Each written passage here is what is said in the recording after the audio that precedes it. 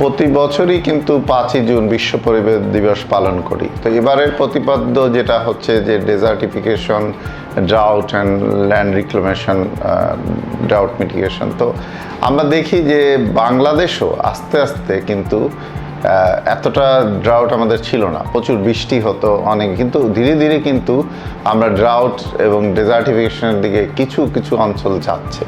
এবার আমরা পুরো এপ্রিল মাসে কোনো বৃষ্টি দেখি নেই। তো এর ফলে কিন্তু বিভিন্ন জায়গায় কিন্তু পানির সংকট হয়েছে এবং অনেক জায়গায় কিন্তু সেচ দিতে হয়েছে, যেটা আগে ছিল না। এবং এই যে গ্লোবাল ওয়ার্মিংয়ের ফলে ভবিষ্যতে কিন্তু আমাদের একটা স্টাডি দেখেছি, by end of the century আসলে এই মডারেট ড্রাউট লাইক কন্ডিশন থাকবে।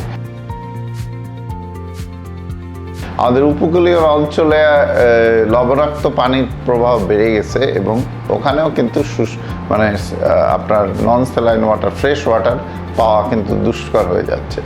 তো বিভিন্ন জায়গায় এগ্রিকালচারে এফেক্ট করছে, বিশেষত তাপমাত্রা বৃদ্ধি এবং এই ড্রাই কন্ডিশন।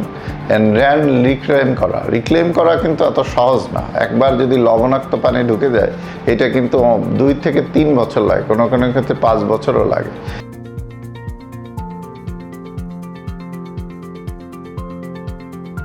এবং নূতন ল্যান্ড রিক্লেম করে সেটাকে যদি কাজে লাগানো যায় সেটা খুবই ভালো। বিশেষত নূতন চর হচ্ছে যেগুলিতে আমরা দেখি গাছ লাগাই, অ্যাফরেস্টেশন করে সেটাকে রিক্লেম করা। কোস্টাল এরিয়া আমাদের প্রচুর সেডিমেন্ট কিন্তু চলে যাচ্ছে। আমাদেরও কিন্তু পরিকল্পনা করা দরকার কোন জায়গায় আমরা কি ধরনের অ্যাক্টিভিটি বা প্ল্যানিং করব।